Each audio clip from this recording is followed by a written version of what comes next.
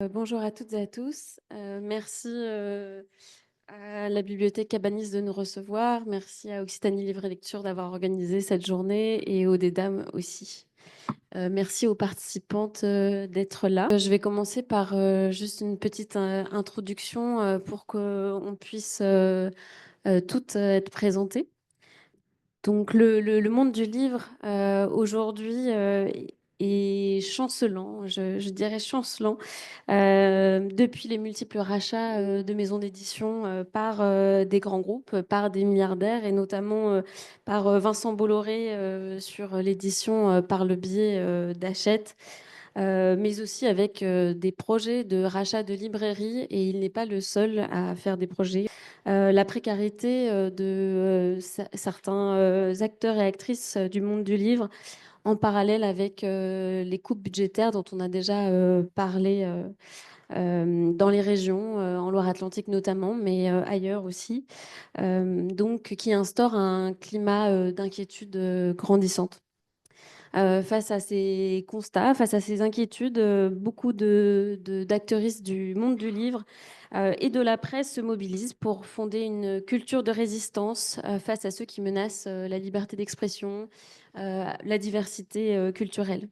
Comment est-ce qu'ils créent cette culture de résistance? Eh bien, ils essaient de créer des nouveaux modèles, d'expérimenter, de coopérer, de retrouver un équilibre, au niveau de la production, mais aussi au niveau, humain, au niveau social. La biodiversité, c'est, le sujet, de notre table ronde, et c'est aussi un, grand pilier, de, réflexion et d'action de l'association pour l'écologie du livre, dont, je fais partie, mais dont Claire, aussi à côté de moi, fait partie. C'est une association qui œuvre à une meilleure compréhension, des enjeux de l'écologie, dans le monde du livre, et de la lecture. Elle a une démarche interprofessionnelle, elle, comporte, 1000, près de 1000 sympathisants et sympathisantes, professionnels, du livre, des bibliothécaires, des forestiers, forestières, des libraires, des, coordinateurs de festivals.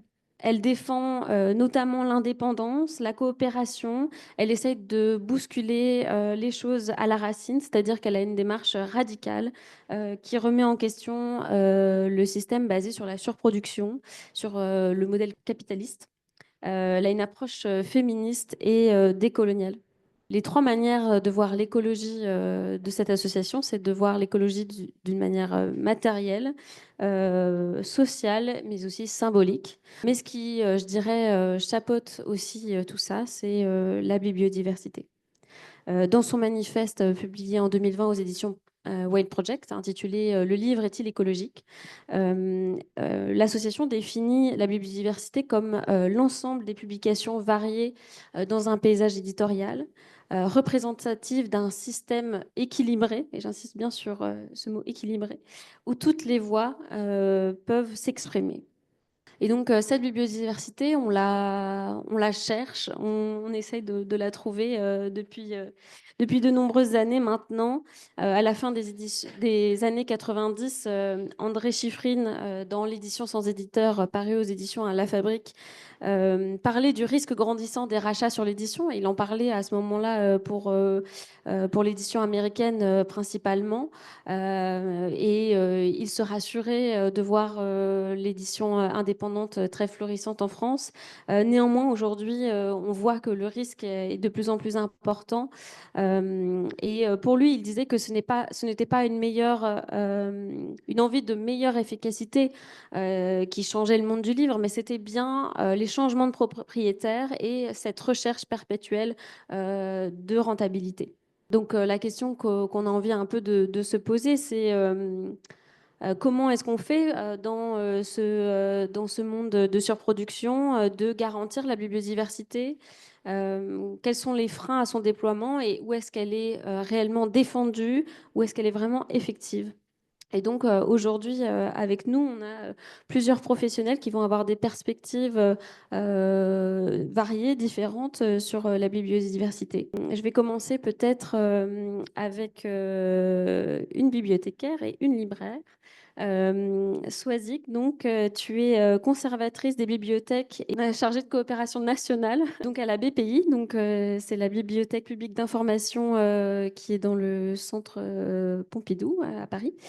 Tu y travailles depuis 2020. Tu as d'abord été web éditrice et ensuite chargée de projets multimédia.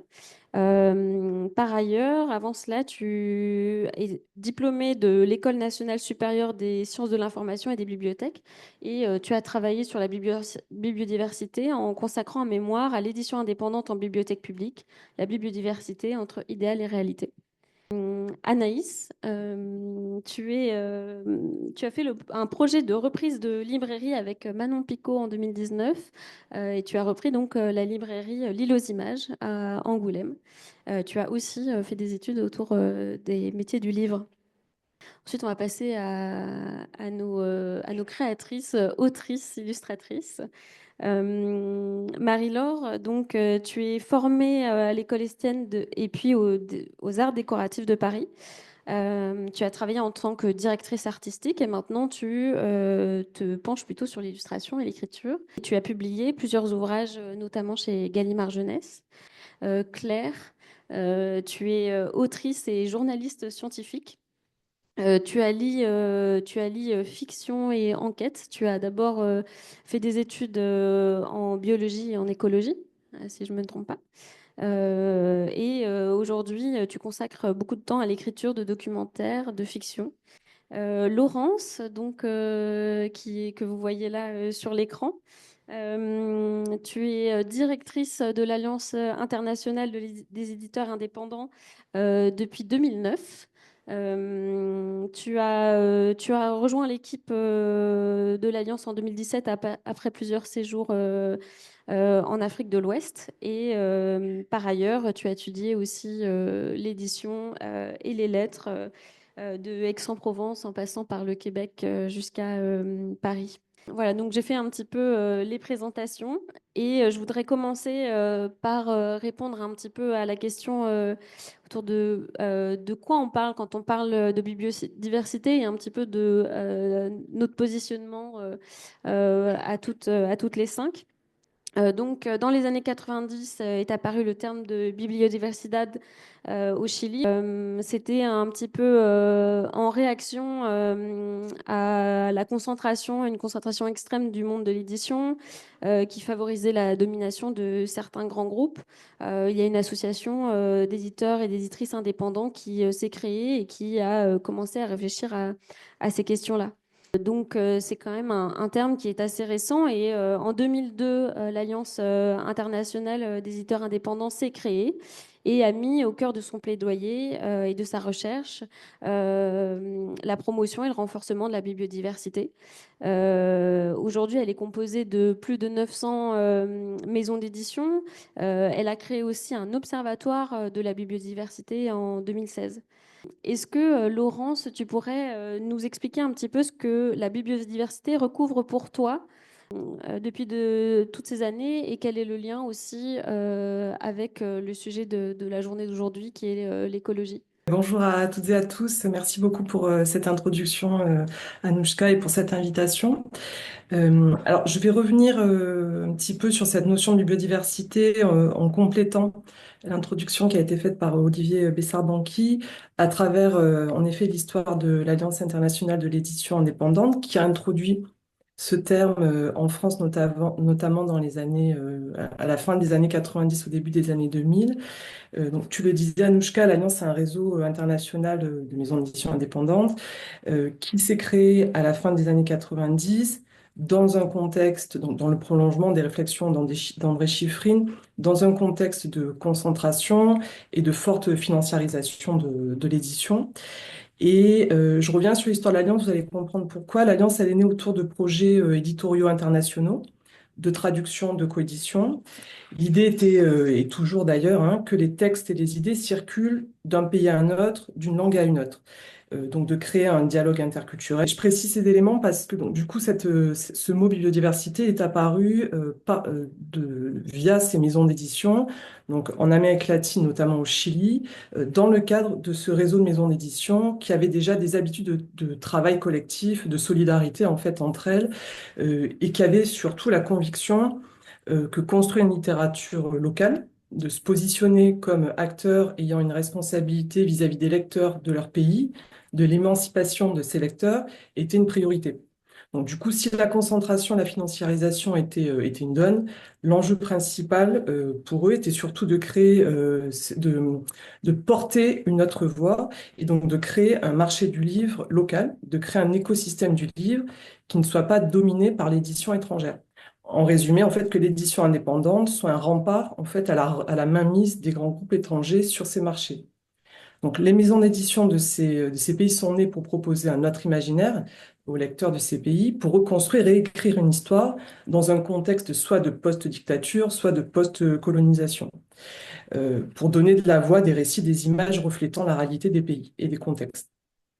De fait, la notion de biodiversité, elle est avant tout ancrée dans une démarche et dans une volonté décoloniale, bien avant être ancrée dans une démarche écologique. C'est-à-dire que c'est une notion qui, pour nous, englobe, en dehors de tout ce qui a été dit en introduction, vraiment une manière de se positionner, une posture éditoriale et une relation, une réflexion à l'autre, à ce qui se passe dans d'autres pays, sur d'autres continents.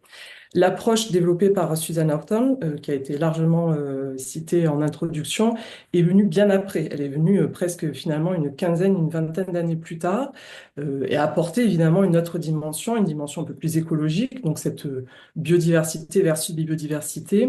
Mais je tenais vraiment à revenir aux origines qui s'inscrit vraiment dans une perspective décoloniale. Voilà, et ça c'est quand même très important parce que tout le travail qui découle aujourd'hui de l'Alliance reste quand même s'inscrit dans cette perspective-là. Donc on a vraiment cette notion de décoloniale dont on va y revenir plus tard également.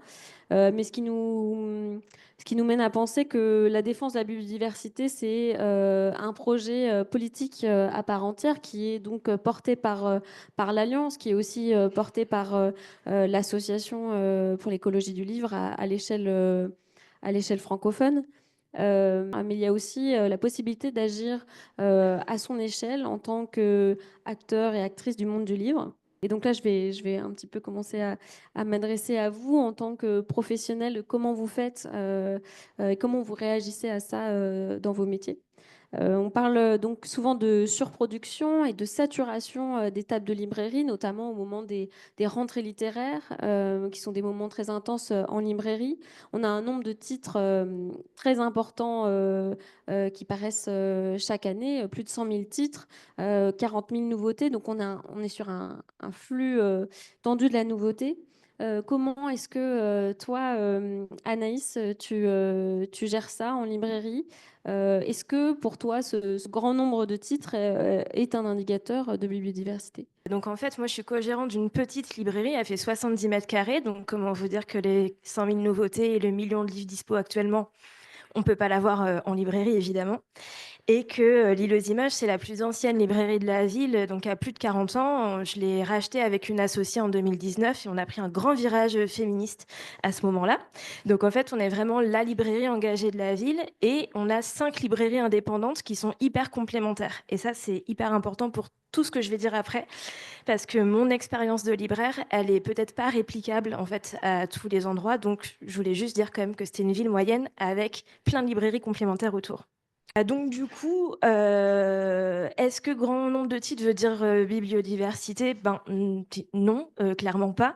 Parce que si on considère que sur ces 100 000 nouveautés, il y a 80% qui disent exactement la même chose, écrit par à peu près le même profil de personnes, en fait, on a juste le même discours qu'on entend. Et donc, du coup, cette question de où sont les voix dissidentes, où sont les voix qui ont autre chose à dire, où sont les voix des personnes opprimées, minorisées, racisées, et tout ça, en fait, dans ce million de livres disponibles aujourd'hui, c'est pas la majorité, en fait.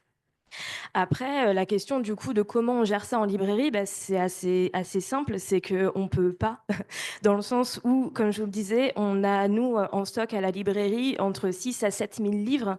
Parce qu'on peut pas pousser les murs tout simplement. Donc en fait, la manière dont on gère la surproduction, c'est qu'en fait, on a une ligne éditoriale claire, tout simplement. Et en fait, en ayant cette ligne éditoriale, donc féministe, décoloniale, antiraciste, axée sur les enjeux de société, prônant la dignité humaine, les droits égaux pour tout le monde, l'équité narrative, etc.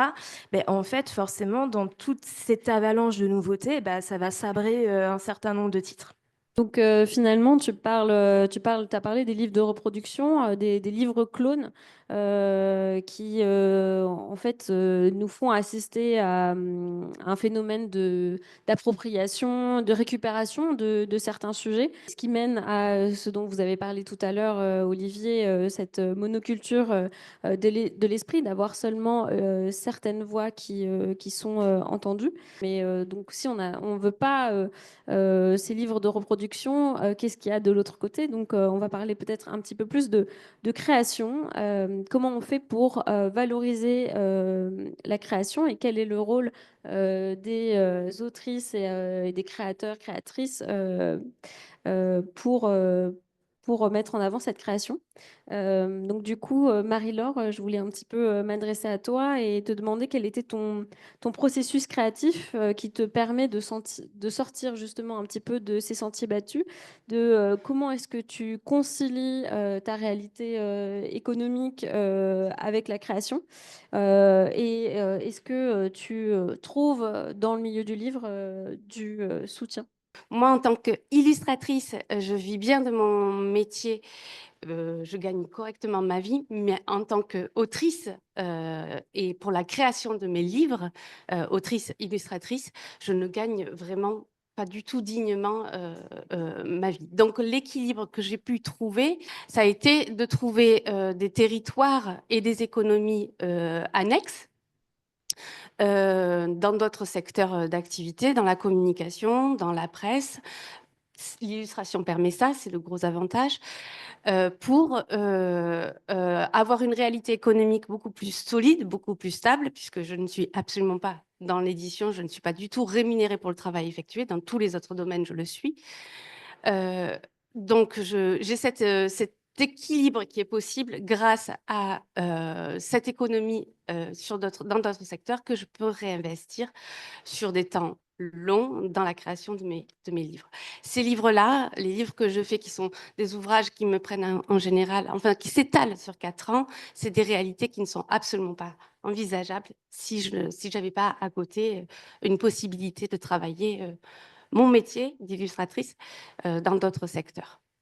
Je pense que ça, c'est hyper central dans la manière dont on peut affirmer ou pas une parole, parce que fondamentalement, l'économie n'est pas là pour le permettre quand on fait du livre. Après, à côté de ça, il y a, ça a été évoqué, la question, on va dire, des aides financières, les soutiens à la création, dont le CNL est quand même un des acteurs, autant pour les illustrateurs, auteurs, que aussi pour les éditeurs, vraiment pour accompagner et valoriser en fait la création indépendante et nous permettre de nous accorder du temps en fait à la création.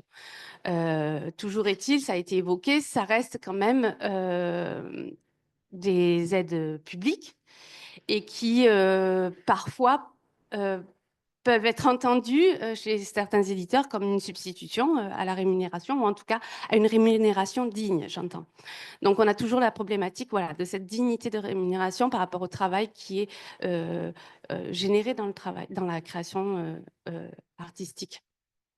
Et on a aussi, en plus du CNL ou ce type d'aide-là, on a aussi des résidences qui nous permettent d'accorder un temps, résidences artistiques dans des lieux sur des territoires particuliers ou spécifiques choisis par rapport aux thématiques qu'on aborde, qui sont un très bel outil de dialogue, mais qui ont une contrepartie qui est d'être dans de la médiation.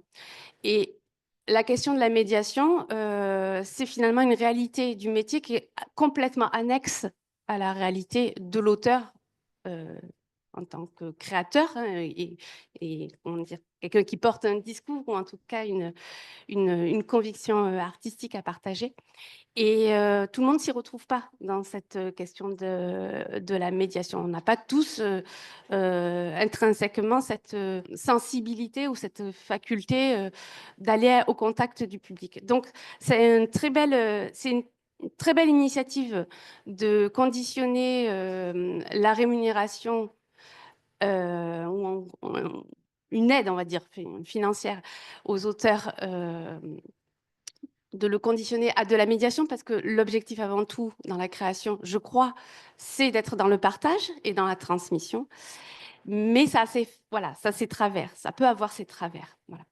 Donc l'équilibre, il se trouve comme on peut, chacun voilà, avec nos différentes réalités économiques et avec ces compléments-là quand ils peuvent avoir lieu. Oui, et puis on peut quand même rappeler que donc il y a un déséquilibre en soi dans le partage de la valeur que euh, près de la moitié ou autour de 40% des auteurs illustratrices gagnent moins que le SMIC dans l'édition. Donc, tu sembles dire d'une certaine manière que, en général, les maisons d'édition ont du mal à accompagner les créateurs et créatrices, en tout cas d'un point de vue de rémunération et économique. Et comment est-ce qu'elles peuvent vous soutenir, vous accompagner, quels risques elles doivent prendre? Et je m'adresse aussi à toi, Claire, si tu veux aussi réagir. Euh, parce qu'elles sont aussi les garantes de la liberté d'expression et de la biodiversité. Mais si elles ne peuvent pas soutenir les auteurs, comment est-ce que ça peut fonctionner? Effectivement, ce que tu disais, c'est hyper intéressant parce que effectivement, le métier d'auteuriste, d'illustrateur, d'illustratrice, c'est un métier qui est hyper précaire, comme d'ailleurs la plupart des acteurs et actrices du livre. Mais ce qu'il y a aussi, c'est que du coup, il y a beaucoup de personnes qui ont un autre métier, en fait. Il y a aussi ça. Il y a aussi le fait qu'il y a quand même beaucoup de gens qui travaillent à côté pour pouvoir subvenir à leurs besoins et qui ensuite vont pouvoir écrire des livres. Et du coup, le travail avec les éditeurs, les éditrices, bah, c'est pas toujours simple. Déjà, ça dépend. En fait, c'est quand même très lié aux personnes. En fait, il y a vraiment des personnes qui ont tout ce parcours et cette volonté de produire des livres novateurs voilà, qui ouvrent les horizons pour le plus de personnes possible. Mais effectivement, ça reste dans un contexte dont on a parlé jusqu'à présent, qui est très complexe et de fait dans un système économique qui ne permet pas ça, en fait. Donc il y a des ouvrages magnifiques qui sortent, mais ça reste une goutte d'eau par rapport à tout ce qui est produit et par rapport à comment le marché génère en fait des produits qui n'ont pas forcément cette même valeur intéressante pour tout le monde. Et pourtant, enfin, je voulais juste faire une petite parenthèse parce que en fait, le secteur de la culture, de manière générale, c'est quand même un secteur qui est complexe. Le livre encore plus, je pense, mais parce que de fait, la culture devrait être émancipatrice, mais de fait, aujourd'hui, elle ne l'est pas. Aujourd'hui, elle n'est pas émancipatrice parce que en fait, elle est récupérée par un système économique et des personnes qui ont plutôt intérêt à favoriser un certain type de culture et qui ont besoin de ça. D'ailleurs, c'est intéressant, on en reparlera peut-être plus tard de la concentration, mais en fait, le milieu des maisons d'édition, c'est pas particulièrement rentable. Et si les capitalistes ont investi dans les maisons d'édition, c'est pas pour la rentabiliser, même si de fait, il y a ces processus qui se mettent en place. Et André Chiffrine en parlait quand même aussi du fait que, effectivement, on va essayer de rentabiliser au plus possible, mais c'est pas pour faire du chiffre qu'on achète des maisons d'édition, ni de la presse d'ailleurs. C'est pour faire passer des idées et les idées qui arrangent les personnes qui rachètent ces entreprises et donc de fait le modèle bourgeois. Donc par rapport à ce que je dis, c'est qu'on a quand même une distinction entre des maisons d'édition qui font partie de grands groupes et qui ont cette dimension de rentabilité, de vouloir appliquer même sur le livre d'autres systèmes de rentabilité, essayer d'aller au-delà de la rentabilité possible du livre en réalité, qui est à moins de 10%, alors que là, on essaye de lui appliquer une rentabilité de 20%. C'est ce que dit aussi André Chiffrine dans son ouvrage. Euh, Alors que pourtant, en plus, le rôle de l'éditorice, c'est aussi de prendre des risques, de faire des choix et de prendre le temps de la création et de la diffusion pour ne pas faire des livres simplement pour surfer sur une mode. C'est aussi aller un peu à l'encontre de cette logique de rentabilité rapide en reconnaissant que les livres qui permettent de changer les normes sociales se font dans la lenteur. Euh, Et il y en a, hein, je pense. Enfin, en fait, il y a des choses qui sont possibles. Enfin, je veux dire, il y a quand même des livres qui se créent avec des personnes qui ont vraiment cette volonté et qui produisent des livres incroyables. C'est juste que, bah, en fait, toutes ces personnes qui ont toute cette volonté se retrouvent compressées et un peu en crise de sens de qu'est-ce qu'on peut faire avec les conditions qu'on a, quoi. Que ce soit en tant qu'autrice, mais aussi, je pense, en tant qu'éditorice, il y a des personnes qui veulent et qui tentent des choses, mais qui se retrouvent dans des logiques complexes, quoi. Justement, je me demandais qui sont ces actrices qui prennent du temps dans la création, dans l'édition, qui sont indispensables pour préserver et enrichir la bibliodiversité. Et donc toi, Laurence, tu es en contact avec près de 1000 maisons d'édition. Est-ce que tu peux nous parler un petit peu de celle-ci et en quoi elles sont garantes de la multiplicité des voix qu'on doit entendre? Oui, alors merci. Je vais continuer donc avec ces petits pas de côté pour en effet un peu décentrer la discussion et voir ce qui se passe ailleurs et voir en effet et vous donner quelques exemples peut-être concrets en fait de comment cette biodiversité elle se vit, elle s'incarne, voilà, elle se manifeste dans d'autres contextes. Notamment, je reviens juste sur quelque chose quand même aussi que j'ai pas dit tout à l'heure, c'est que autant cette notion de biodiversité aujourd'hui est largement répandue et on va dire plus ou moins consensuelle, en France en tout cas, autant elle n'était pas du tout, ce consensus n'y était pas du tout dans les années 90 quand la notion a été diffusée en France par l'Alliance et ses membres notamment. Elle était clairement reléguée dans une perspective très altermondialiste, en marge, etc. Voilà, donc il y a une évolution de la notion qui serait très très intéressante à étudier en effet. Et alors, donc, je reviens à ces quelques exemples, et je vais notamment là m'en tenir pour l'instant dans la sphère francophone, où on en parlera peut-être après, mais il y a évidemment un gros déséquilibre entre l'édition en Afrique francophone et l'édition dans la francophonie du Nord.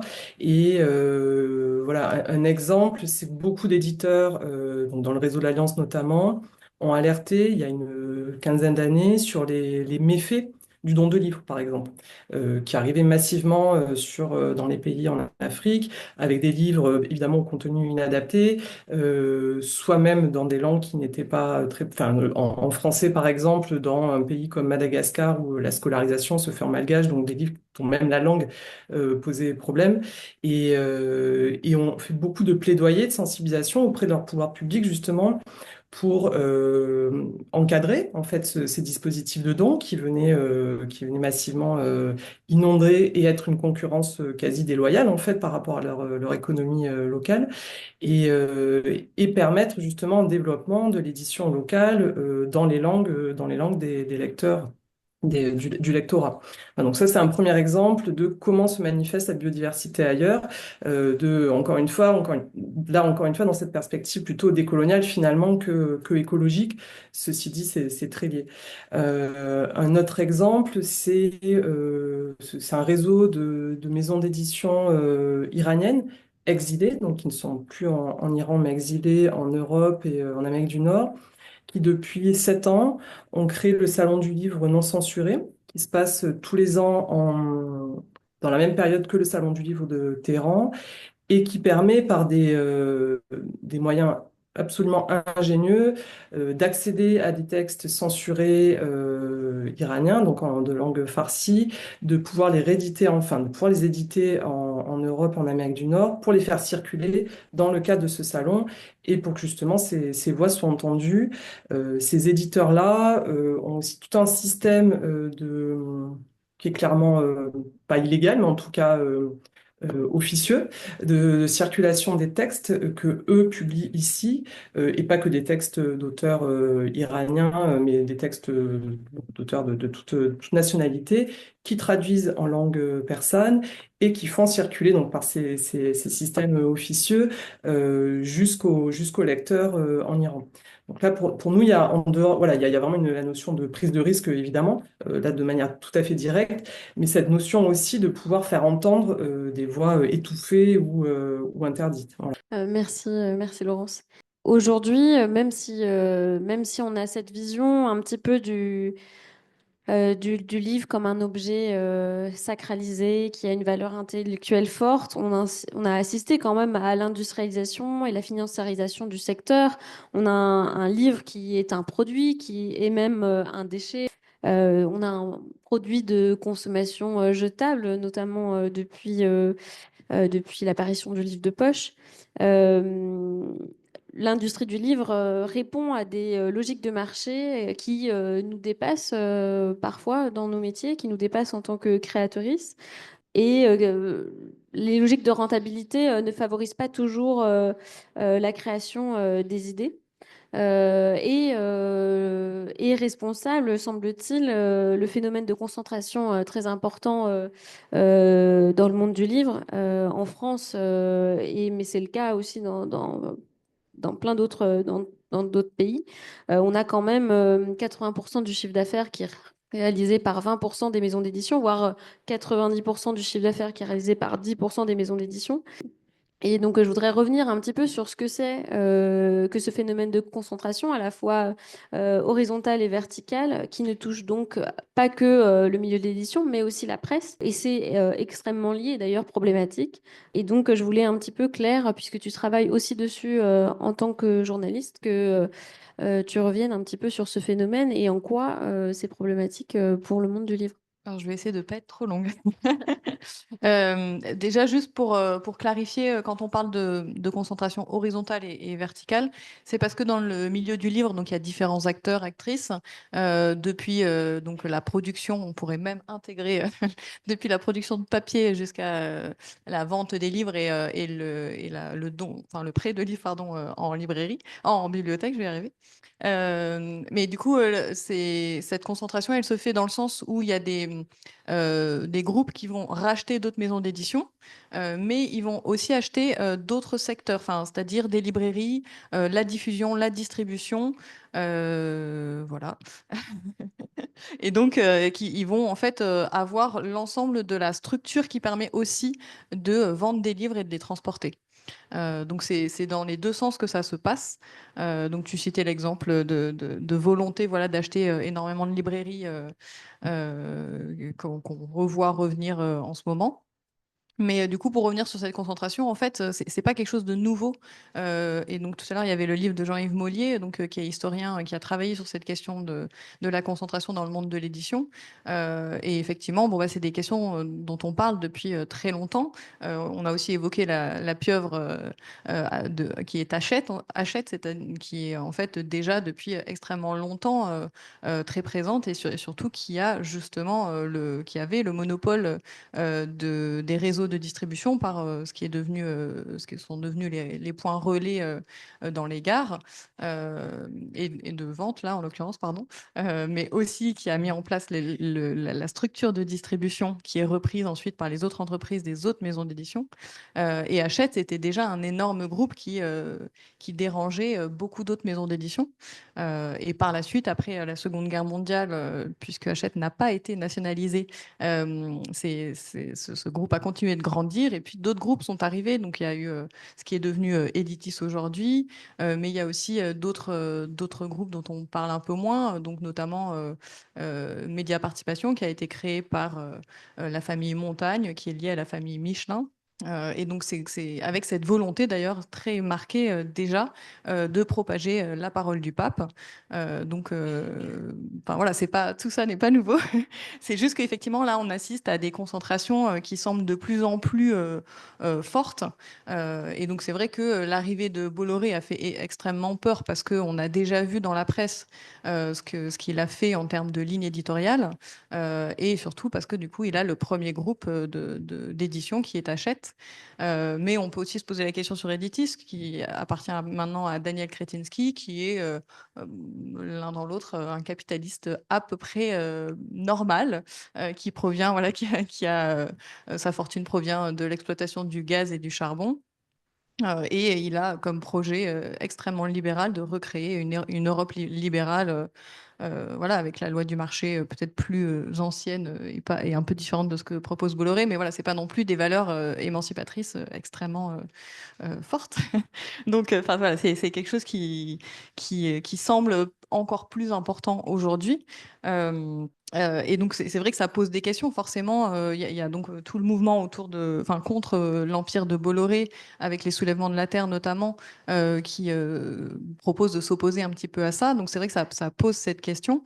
Mais moi, j'ai l'impression que la question, elle est plus large que ça. Elle n'est pas forcément de est-ce qu'on va publier ou travailler chez Bolloré. D'ailleurs, on n'a peut-être pas tous et toutes les moyens de décider de ça. Mais en fait, la question, c'est est-ce qu'on est OK pour travailler tout simplement chez n'importe quel autre capitaliste? Parce que si on parle que de Bolloré, en fait, on oublie tous les autres. Et il me semble que la famille Gallimard, c'est pas non plus la panacée.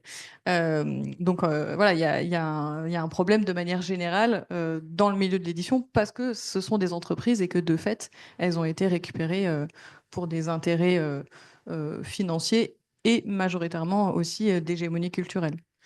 Souvent, on a l'impression que rien n'est possible une fois qu'on a dit ça, que c'est hyper plombant, c'est vrai. Ceci étant, en fait, évidemment, des choses sont possibles. Alors déjà, d'une part, parce qu'il y a quand même une multitude de productions autres qui essayent de faire autrement, qui passent par d'autres circuits, mais aussi parce que, en fait, toutes les personnes qui font tourner ce système économique, eh ben, ça reste des travailleurs, des travailleuses. Enfin, on est toutes en tant que travailleuses, en capacité aussi en fait de changer ce système, parce que de fait c'est nous qui faisons tourner ce système. Donc il y a aussi des brèches en fait par là. Si on arrivait, en tout cas à discuter entre nous et à s'unir, à unir nos forces, en fait, on aurait quand même une force phénoménale. La preuve en est donc énormément de grèves qui arrivent justement à bloquer la production et à faire changer certaines choses. Et donc, juste, je voulais faire une petite parenthèse quand même pour parler notamment de la grève des bibliothécaires de Toulouse, qui est aussi une grève très importante et qui tente aussi justement de rallier d'autres secteurs culturels pour faire un front large justement pour militer pour un autre système qui ne serait pas justement un système capitaliste parce que justement, il est possible de sortir aussi de ce système-là. Donc, du coup, il y a aussi à cause de cette concentration, on peut penser par exemple au relais d'Hachette. Le groupe Bolloré a la possibilité aussi de rendre visible très facilement ses ouvrages. Comment est-ce qu'on fait en librairie, peut-être pour proposer un rééquilibrage de la visibilité des maisons d'édition, donc du coup plutôt indépendantes? Et comment on fait aussi pour allier ça avec des questions de réalité économique, tout simplement? Comment est-ce qu'on peut aussi se soutenir entre librairies indépendantes? On fait plein de trucs trop bien. Du coup, je vais pas tout vous énumérer parce que ce serait trop long, mais déjà, vraiment, je vais me répéter, mais j'y tiens. La ligne éditoriale d'une librairie, c'est quand même le fer de lance de votre engagement et qui va donner le ton, en fait, de ce que vous voulez faire avec votre entreprise. Et donc, en fait, il y a donc la ligne éditoriale, c'est quoi? C'est donc les critères éthiques, formels que vous voulez mettre en place pour dire quel genre de livre quel type de livre et quel assortiment en fait vous voulez mettre en place dans votre librairie. Et après, il y a toute la question de comment on fait vivre en fait cette ligne éditoriale et comment effectivement on la fait se conjuguer avec des enjeux économiques, parce que en fait, les 3/4 des librairies indépendantes, on est quand même des travailleuses non salariées à la tête avec des toutes petites équipes. Nous, on a une équipe de 1. Clairement, on est deux co-gérantes non salariées et enfin travailleuses non salariées. Donc, on se rémunère, mais pas des milliers des cents. Et on a une salariée. En fait, on a à notre disposition en fait toute la technicité des libraires en fait, c'est-à-dire on va faire des sélections, on va faire des vitrines, on va faire des salons du livre avec les copains libraires du coin, etc. Donc, l'avantage de l'île aux images, c'est qu'on a 6 vitrines, truc qui est genre impossible à trouver dans n'importe quelle autre librairie. Donc, même si le local prend l'eau, on le lâche pas, parce qu'ils sont d'autres sujets importants. Du coup, en fait, on a une programmation de vitrines qui est à l'avance entre 3 à 6 mois. En fait, on a une vitrine, l'album du mois, parce que historiquement, la librairie était spécialisée jeunesse et qu'on a gardé une grande dominance jeunesse en fait dans notre fonds, hein, qui est à peu près quand même déjà 40% de notre chiffre d'affaires, donc ce qui est énorme dans une librairie à peu près généraliste. On a une vitrine auteurice du mois où en fait on met en avant toute l'œuvre d'un ou d'une autrice avec le petit mot sur la vitrine qui fait de pourquoi c'est trop cool, pourquoi faut découvrir cette auteurice.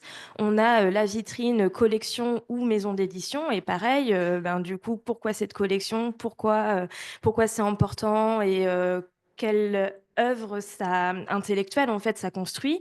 On a des vitrines thématiques bien évidemment, et on a notre vitrine préf, la grande vitrine, parce que juste c'est la plus grande, dans laquelle en fait on fait de l'interclassement. Nous, on adore l'interclassement, décloisonner, faire péter un peu les cases, c'est notre dada.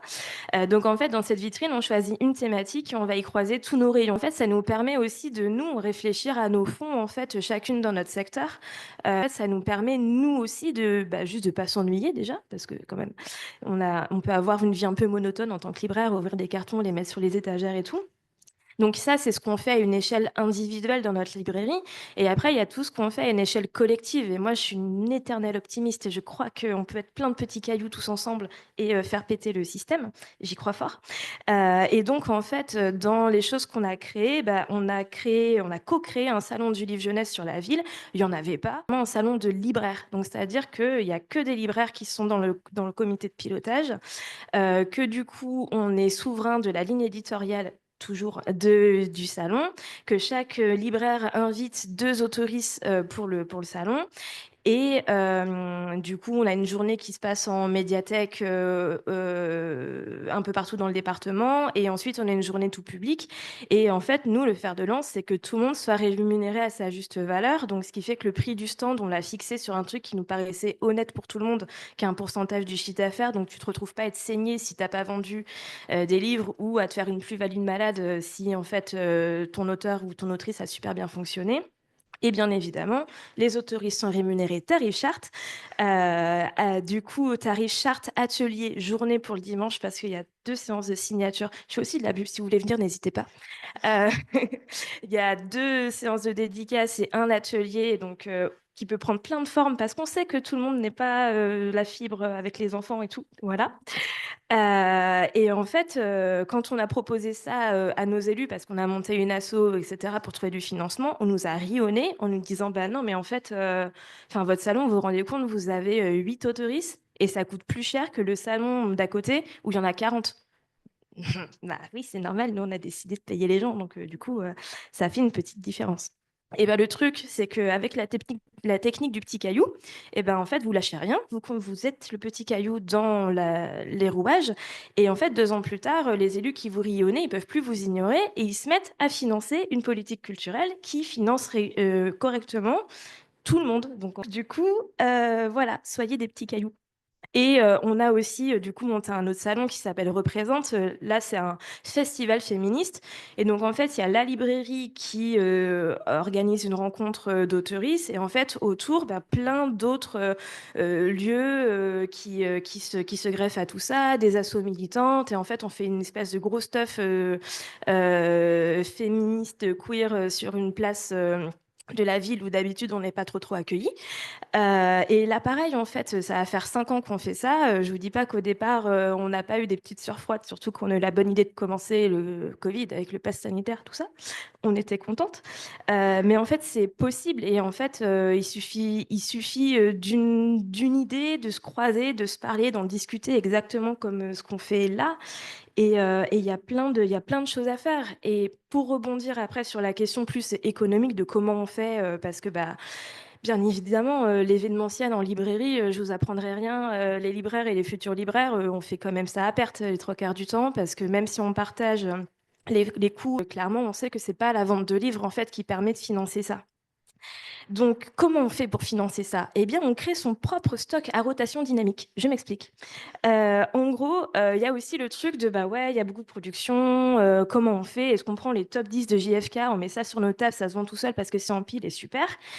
Bah, en fait, oui, bien sûr, on peut faire ça, mais on peut aussi pas faire ça. On peut aussi juste créer son propre stock qui fonctionne. Enfin, en fait, l'avantage d'être dans une librairie indépendante, c'est d'avoir donc sa patte en fait dedans, son âme, et on sait que c'est un métier passion, tout ça machin. Mais du coup, on veut aussi faire passer des messages, et en fait, nos meilleures ventes à l'île aux images, elles reflètent pas les meilleures ventes du top 10 GFK. En attendant, nos meilleures ventes, c'est celles-là qui financent en fait notre programme d'action culturelle qu'on mène toute l'année en fait.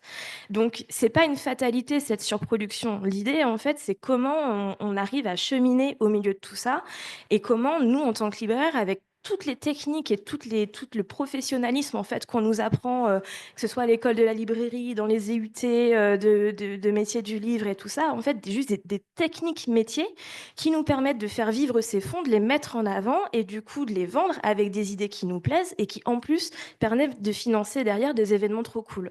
Donc franchement, la surproduction, c'est un problème, c'est indéniable, mais il y a plein de petits interstices dans lesquels se glisser. Tu parles d'un rythme finalement, d'un rythme qui vous est propre, qui est plus local, plus humain. Et du coup, j'aimerais rebondir sur le rythme de la librairie qui est quand même soumis à la nouveauté, mais vous arrivez donc à trouver dans ces brèches une autre manière de faire. Est-ce que toi, Swazik, en bibliothèque, le rythme un petit peu plus lent, qui est un peu moins soumis à la nouveauté, peut permettre un petit peu un rééquilibrage dans le monde du livre, peut permettre de prendre le temps vraiment d'avoir une réelle bibliodiversité par le biais du fond. Oui, donc moi, effectivement, j'ai écrit ce mémoire sur l'édition indépendante et ses relations avec les bibliothèques. Je n'ai jamais vraiment travaillé sur les collections, en fait, et les acquisitions. Mais c'est quand même enfin, une question, évidemment, au cœur de nos métiers qui m'intéressait parce qu'elle est à la fois bibliothéconomique, comme on dit, mais en fait, elle est aussi très politique. C'est la question de qu'est-ce qu'on va proposer, en fait, à nos usagers quotidiennement dans nos bibliothèques. Et donc, je me suis interrogée sur cette question en partant de l'idée, enfin de l'intuition qu'il existe vraiment un lien assez naturel et idéal entre bibliothèque et bibliodiversité ou édition indépendante. Et puis après, j'ai vu qu'au-delà de cette relation naturelle, il y avait évidemment plein de biais et plein de freins à ce lien. Mais cet attachement, il existe déjà enfin, il est déjà symbolique et il est fait de valeurs communes entre l'édition indépendante et les bibliothèques. Une édition de création qui n'a pas des impératifs de rentabilité et dont on dit souvent qu'elle a une mission de service public quasiment. Et du coup, des bibliothèques qui, elles, ont de fait une mission de service public. Mais au-delà d'un attachement symbolique et aussi des amitiés qui existent, enfin, c'est un milieu culturel enfin, voilà, qui se croise beaucoup. Il y a quand même des questions économiques parce que les bibliothèques achètent des livres, même si les livres circulent et sont prêtés de nombreuses fois. Il y a quand même un maillage territorial de bibliothèques en France qui est très impressionnant. Enfin, il y a 16 000 bibliothèques ou points lecture. Donc, quand on compare ça au tirage moyen d'un petit éditeur ou d'un éditeur indépendant qui peut être de 500 à 2000 exemplaires en moyenne, par exemple, en fait, on se dit que si juste 100 ou 150 bibliothèques achètent les livres enfin, le livre d'un petit éditeur, ça représente un poids vraiment non négligeable. Et peut-être que c'est le cas, mais en fait, les éditeurs n'ont aucun moyen de le savoir, et c'est ce qui participe un peu de cette méconnaissance entre les deux univers. Il y a aussi, toujours dans cette dimension économique, les reversements de la SOFIA, au titre du droit de prêt. Donc on retrouve Jérôme Lindon dans cette histoire. Donc, suite à la bataille du droit de prêt, en 2003, une loi a imposé la rémunération des auteurs et des éditeurs sur les prêts en bibliothèque à hauteur de 1,50 € par usager inscrit. Et donc, ces reversements SOFIA, là encore, il y a une difficulté d'avoir des chiffres assez transparents, mais pour certains petits éditeurs, ça peut représenter un chiffre d'affaires assez conséquent. Et puis, il y a aussi toute l'action culturelle qu'on a déjà un peu évoquée ici, qui se tient aussi en bibliothèque, évidemment, qui sont... tous les éditeurs que j'ai interrogés pour mon mémoire ont tous, sans exception, organisé des événements en bibliothèque, en médiathèque, et étaient ravis de l'avoir fait. Et ça représente des rémunérations pour les auteurs. Et pour les éditeurs, c'est une manière de toucher un nouveau public. Les bibliothèques touchent un public de proximité qui ne fréquente pas toujours la librairie. Ou voilà, il y a aussi d'autres débouchés possibles. Et puis en fait, pour les bibliothèques, au-delà de ce poids économique et symbolique, en fait, c'est tout simplement une obligation de représenter la biodiversité, puisqu'on a une loi depuis assez peu de temps, depuis 2021, qui est la loi Robert, la loi bibliothèque, qui oblige les bibliothèques à proposer des collections pluralistes et diversifiées. Et donc l'ABF, l'Association des bibliothécaires de France, a fait un décryptage de cette loi. Et pour eux, le pluralisme, c'est pas seulement représenter le pluralisme des idées, des opinions, mais c'est bien représenter aussi le pluralisme culturel des genres et des tendances présentes dans les productions éditoriales. Voilà, on a cette obligation de biodiversité, et c'est aussi une vraie chance pour les bibliothèques de redevenir un maillon à part entière de la chaîne du livre, parce les bibliothèques sont parfois oubliées de cette chaîne parce que acteurs non marchands, justement. Mais en même temps, ça leur permet de reprendre une place parce elles viennent en complémentarité des librairies qui sont parfois, souvent, soumises à des impératifs de renouvellement, même si on peut le gérer à sa manière et de manière différente. Mais en fait, les bibliothèques s'inscrivent dans le temps long et vraiment la gestion de la rareté des collections. Et ça leur permet de conserver des éditions à petit tirage qui parfois sont plus disponibles nulle part. Par vos exemples, un petit peu, par le tien aussi, Anaïs, on voit qu'il y a quand même une coopération entre librairie et médiathèque, mais aussi dans avec d'autres acteurs et actrices de l'écosystème du livre, avec l'Association pour l'écologie du livre et le Festival du livre et de la presse d'écologie que je coordonne. On a organisé cette année une journée interprofessionnelle pour une écologie du livre et des médias. Et à l'issue de cette journée, on a à la fois eu des tables rondes, mais aussi un atelier un petit peu géant avec l'ensemble des professionnels. On en est venu à conclure cette journée avec le terme de coopération et de comment on fait pour coopérer. Et donc, du coup, ma question un petit peu pour les prochaines minutes, c'est vers quoi on doit tendre, vers quel type de coopération on a envie d'aller. Comment est-ce que vous mettez en place, comment vous voyez la mutualisation, la coopération en bibliothèque, est-ce que vous mettez en place des actions particulières pour mettre en relation aussi les éditeuristes, les auteuristes et comment vous faites pour travailler ensemble? Oui, parce que en interviewant pas mal d'éditeurs et de bibliothécaires pour ce mémoire, je me suis rendu compte qu'il y avait, par rapport à cette relation un peu idéalisée que je décrivais tout à l'heure, un certain nombre de freins. Et il y a notamment des lourdeurs administratives contre lesquelles on ne peut pas forcément grand-chose, mais qui existent. Il y a la logique tout simplement des marchés publics qui, même s'ils ont été simplifiés dans les dernières années pour favoriser l'accès des librairies indépendantes à ces marchés, pour les éditeurs, ça reste quand même déjà très opaque, et ça, c'est très opaque. Et puis, ça fait un intermédiaire supplémentaire entre l'éditeur et le bibliothécaire. Et souvent, la relation entre les petits éditeurs et les libraires est très simple parce qu'elle est, enfin, elle n'est pas simple, mais elle est faite enfin, je discutais avec un éditeur il n'y a pas longtemps qui parlait de tisser une relation sensible avec les libraires, d'aller vraiment, enfin voilà, c'est un contact personnel. Avec les bibliothèques, c'est plus compliqué parce qu'il y a ces lourdeurs administratives. Pareil, dans l'action culturelle, en fait, on n'est pas du tout dans les mêmes temporalités. Si un éditeur veut organiser quelque chose en librairie, ça peut se faire de manière très simple et rapide. En bibliothèque, on est dans le temps long. Et il y avait un éditeur qui me disait que parfois, le bibliothécaire arrivait avec une superbe idée d'événements culturels à organiser. Il disait c'est comme un grand bateau avec plein de voiles, c'est magnifique. Et puis en fait, au fil des mois, le bateau perd un peu ses voiles. Et puis en fait, on accouche d'une rencontre avec un auteur assez classique à la fin.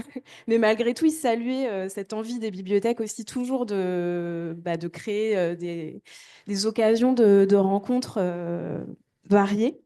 Donc, il y a pas mal de biais aussi chez les bibliothécaires contre lesquels il faut qu'on lutte. Il y a aussi le travail de veille que nous-mêmes on produit pour aller chercher ces petits éditeurs qui échappent au circuit des médias traditionnels largement. Donc, malgré la multiplication des missions des bibliothécaires sur tous les terrains, il y a ce travail-là qui est très important aussi de sortir de nos bibliothèques pour aller dans les salons, qui sont un peu l'ADN aussi de l'éditeur, quoi. Donc, nous, on doit être là où il se trouve. Et puis, aller aussi à l'encontre peut-être d'une certaine autocensure qu'on peut avoir dans nos pratiques. Parce que je me suis rendu compte, depuis pas mal d'années, en fait, il y a une méfiance des bibliothèques contre le fait d'être trop prescripteur. Enfin, voilà, une sorte de lutte contre le rôle prescripteur du bibliothécaire qui serait très descendant et très. Il y a les bonnes lectures et les mauvaises lectures, quoi.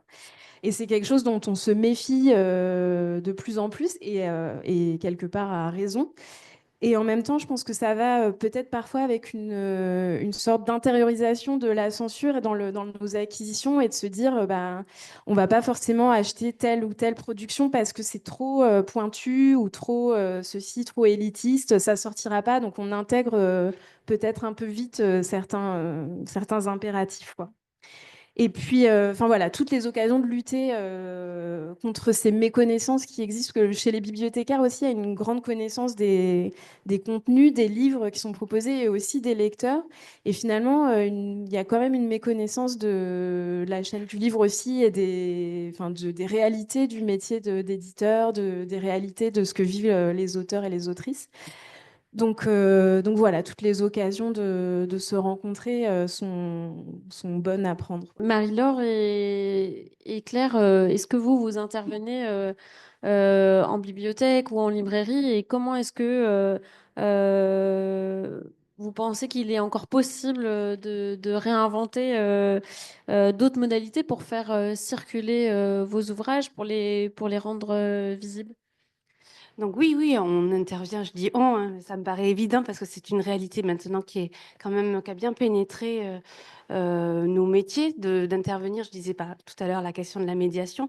Donc intervenir dans des médiathèques, bibliothèques, librairies, salons, festivals, c'est quelque chose qui est vraiment, je le disais, une réalité annexe, mais qui financièrement fait vraiment un contrepoids. C'est-à-dire que parfois, on peut gagner sur une année plus juste en intervenant que sur le travail qui a été effectué voilà, pour la création du livre. Donc, ça crée un sacré contrepoids financier qui est hyper important, en fait, hein, économiquement, pour continuer à vivre de ces créations-là. Euh, et qui s'exprime notamment beaucoup par le biais des salons et des festivals. Donc moi, je salue vraiment cette pour le coup, je trouve, est vraiment en dialogue, bibliothèque, librairie, centre culturel, école, tout ça on va dire, en réseau avec une association qui porte un festival ou un salon du livre, permet vraiment une dynamique hyper vertueuse pour la transmission, en fait, hein, vraiment la diffusion du travail d'auteurs du métier, en fait, hein, permettre au public de comprendre les problématiques qu'on rencontre, ou peut-être les problématiques plus larges quand il y a des rencontres, des échanges, des tables rondes aussi.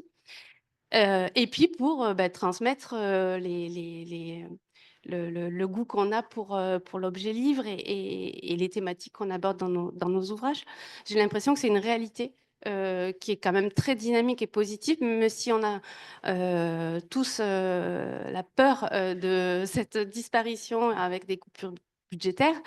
Il y a déjà ça qui est en place et qui est, je trouve, relativement, en tout cas, vertueux. Vraiment. Après, il y a peut-être des dialogues avec les villes pour intervenir dans l'espace public, pour intervenir dans, je ne sais pas, sur des espaces d'affichage dans les jardins, pour intervenir aussi dans les musées, et pour trouver comme ça, ou même des, comment dire, des centres thématiques, pas forcément liées aux thématiques du livre, mais liées à d'autres thèmes, et qui permettent comme ça au contenu du livre, qu'il soit textuel ou visuel, de trouver d'autres modes d'expression et d'autres façons d'aller à la rencontre du public. Moi, j'ai le sentiment, en tout cas,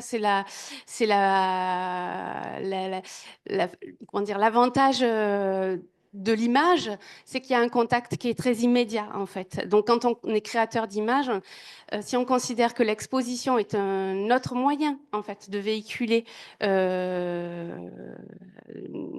notre message, ou notre message, il y a plein de possibilités et plein de dialogues, soit sous la forme d'exposition, soit sous la forme aussi de dialogues interdisciplinaires avec des compagnies de théâtre ou des adaptations audio, enfin musicales, etc.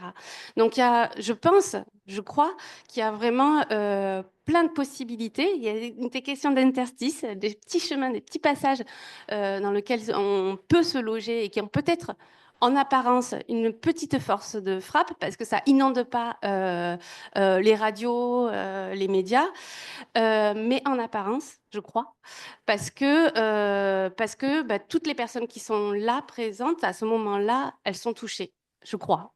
Donc peut-être qu'en visant petit, sur des temps même, voilà, sur des territoires limités, mais en le faisant bien, il y a une transmission forte qui opère et une sensibilisation qui opère véritablement. Voilà. Alors que les grands groupes d'édition ont plutôt tendance du coup à avoir cette logique de rentabilité et d'inondation Oui. de manière massive. Donc, il se crée aussi par les créatrices des liens humains de proche en proche. Est-ce que toi aussi, Claire, tu veux dire un mot là-dessus? Bah, en tout cas, moi, je dirais quand même la notion de coopération, c'est assez central pour moi dans la question du livre. Déjà, ne serait-ce que pour créer des livres. Enfin, pour moi, c'est hyper important de discuter avec d'autres personnes, avec mes éditrices, avec les illustrateurs et illustratrices avec qui je travaille pour créer du livre. Donc, rien que là-dedans, déjà, en fait, pour moi, il y a de la coopération.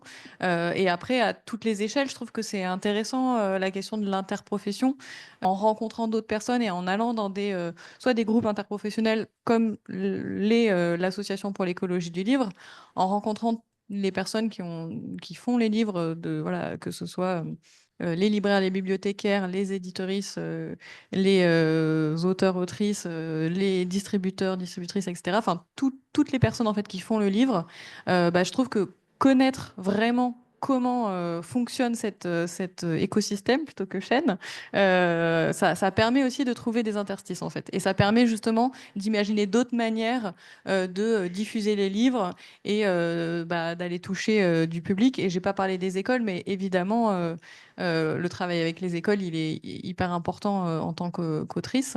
Et en fait, on peut aussi moi, j'aime bien ce travail dans les deux sens, c'est-à-dire que moi, j'aime beaucoup rencontrer les enfants parce que c'est hyper riche à chaque fois. C'est aussi un autre moyen, en fait, de diffuser aussi cette vision du livre, c'est-à-dire que, en fait, les enfants sont aussi des acteurs et des actrices du livre. Donc, voilà, je trouve que c'est aussi important de passer par là.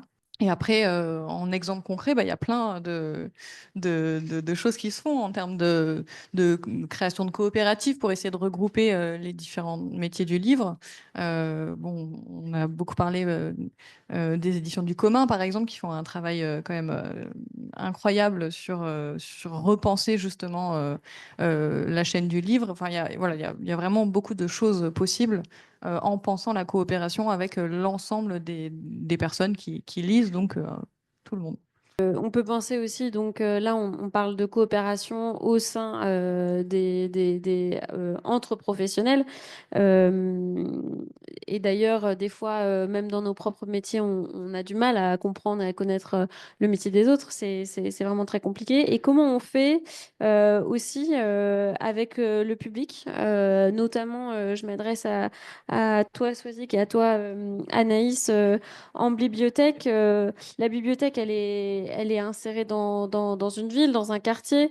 Donc là, toi, actuellement, tu es à la BPI qui accueille énormément de visiteurs et de visiteuses chaque année. C'est plus d'1 million, il me semble, chaque année. Il y a énormément, une diversité de publics, de cultures qui vous parviennent. Et comment est-ce qu'on fait pour accueillir ce public et pour proposer aussi une diversité qui correspond aussi au public? La BPI, c'est un exemple un peu particulier parce que c'est une bibliothèque publique, en effet, mais c'est une bibliothèque nationale. C'est 10 000 mètres carrés au sein d'un grand musée, donc c'est pas du tout une bibliothèque enfin, traditionnelle, quoi. Même si elle a quand même un public de proximité et enfin, une grande variété de publics. Mais c'est vrai que les bibliothèques sont enfin, toujours implantées dans un territoire. Et en fait, elles sont aujourd'hui, enfin, elles sont des lieux du livre, mais elles sont des lieux de lien social, des lieux de vie, des lieux de création aussi.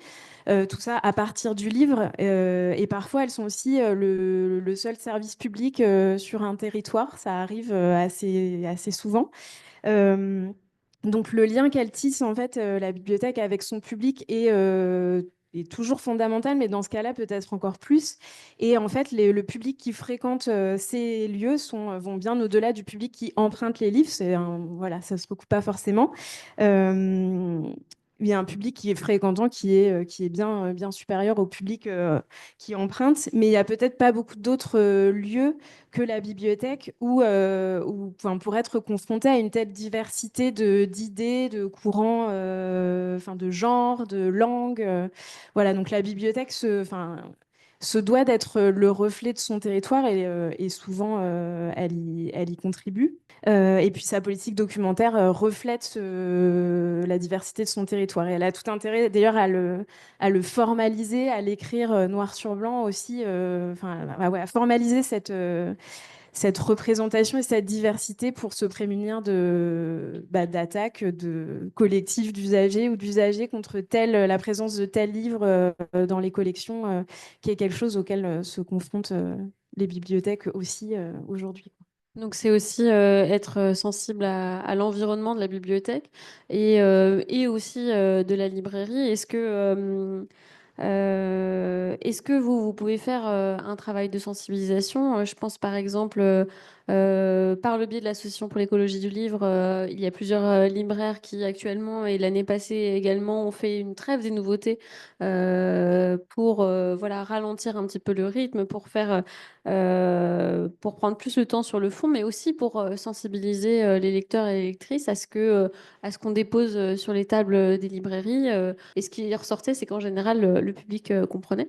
Est-ce que vous, dans votre librairie à l'île aux images, vous avez aussi des manières d'échanger avec les lecteurs et les lectrices sur la sélection que vous faites? Oui, bah, en fait, on a plein d'aspects différents. En fait, on a bah, tout simplement, en fait, on utilise nos réseaux sociaux personnels comme étant pro. Donc, en fait, c'est pas du tout perso. C'est juste des messages professionnels qu'on veut porter à connaissance de notre audience, c'est-à-dire les 500 personnes qui me suivent sur Instagram actuellement. c'est dire ma force de frappe. Qui ensuite on relaie par la librairie parce qu'il y a un truc de bon, la librairie va avoir une image et puis il y a ce que nous en tant que personne et en tant que professionnel on veut dire et comment on fait. Donc il y a ça, donc il y a comment en fait on fait des stories machin, il y a la newsletter où en fait à chaque fois on fait un petit édito, on explique ce qu'on fait, pourquoi on le fait, tout ça. Mais il y a aussi le truc tout simple de c'est pas n'importe qui en fait qui passe la porte de notre librairie. En fait, passer la porte d'une librairie, c'est un acte culturel fort que tout le monde se permet pas parce que tout le monde se sent pas forcément légitime. La question de l'accessibilité de la librairie parce qu'on a une vieille rampe glissante qu'on peut pas sortir quand il pleut. Enfin bref. Donc il y a quand même ce truc de c'est clivant en fait de passer la porte d'une librairie quand bien même je me perds dans mes explications de rampe. Il y a aussi le truc de, en fait, il faut aussi que nous, on aille à la rencontre des gens, en fait. C'est-à-dire qu'on peut pas juste s'attendre que les gens nous trouvent parce qu'on est là. Ça, moi, je crois que ça marche pas. Donc, il y a tout ce qu'on essaye de faire en ligne avec la force de frappe. Pas des gros médias du coup, mais qu'on a quand même un peu. Et puis il y a tous les dispositifs qui sont possibles et qui sont quand même plutôt en train tous d'être sabrés les uns après les autres, c'est-à-dire Jeunes en librairie, le Pass Culture par collective, qui du coup nous permettent en fait d'aller à la rencontre des élèves et de monter des projets et de sensibiliser à la librairie indépendante, en quoi on a une offre qui peut être complémentaire aux sorties en bibliothèque, au fait de lire les livres dans la classe, etc. Mais sauf que ça, en fait, c'est d'une fragilité sans nom. En fait, quand on voit ce qui se passe, pardon, avec l'assaut des libraires de Loire-Atlantique, où, donc du coup, elle va très probablement cesser d'exister. Nous, en Nouvelle-Aquitaine, en fait, Jeunes en librairie, ça passe par l'assaut. En fait, c'est elle qui chapeaute ça. Donc, si notre assaut se retrouve à être sabrée, elle aussi, Jeunes en librairie, ça disparaît. Et donc, du coup, tout ce travail de médiation, de libraires qui prennent du temps pour aller rencontrer les élèves en classe, les élèves qui ont après des bons d'achat de 30 euros à venir dépenser dans les librairies pour choisir ce qu'ils veulent dans une librairie indépendante. Pour certains, c'est la première fois qu'ils vont mettre les pieds dans une librairie. En fait, ça, si on n'a pas les pouvoirs publics derrière nous, ça disparaît. Et pareil pour le Pass Culture par collective. Il y a tous les projets du coup qu'on monte. En, en association, soit des rencontres d'auteuristes, des maisons d'édition, de la médiation culturelle sur les métiers du livre, sur la chaîne du livre de manière plus large, sur une présentation, une sélection pro Lille aux images, du coup, qu'est-ce qu'on a envie de vous présenter. Là, pareil, en fait, on a vu le gel du Pass Culture. Le 30 janvier, on nous annonce le 31, en fait, faut que tout soit validé parce que ça y est, les budgets sont bloqués, sont gelés jusqu'à la fin de l'année. Enfin, tout le monde s'est pris le coup de massue en mode qu'est-ce qu'on fait? Donc c'est des centaines, pour pas dire plus, de projets en fait qui tombent à l'eau. Donc faut se mobiliser en fait. Et donc il faut, quand vous êtes libraire, vous rapprocher de vos assos de région. Faut se syndiquer au syndicat de la librairie française. Faut en fait faire collectif pour faire pression pour qu'il y ait ces budgets-là en fait qui soient alloués à la culture, qui nous permettent de sortir de nos murs et pas juste d'attendre passivement en fait que les gens viennent à nous, parce que on aura beau mettre tous nos efforts pour d'où on est, essayer de faire passer le message. Moi, je crois qu'il n'y a que en allant voir les gens que ça marche vraiment en fait. Donc pour décentrer un petit peu le regard, pour déplacer un petit peu le récit, bon, t'en as déjà un petit peu parlé en parlant un petit peu de ce que c'était que la biodiversité dans d'autres pays. Vous, avec l'Alliance internationale des éditeurs indépendants, vous avez mis en place le système de coédition solidaire pour généraliser des politiques de coédition, de partage de droits qui assurent une plus grande horizontalité dans la circulation des livres et des bénéfices qu'ils génèrent.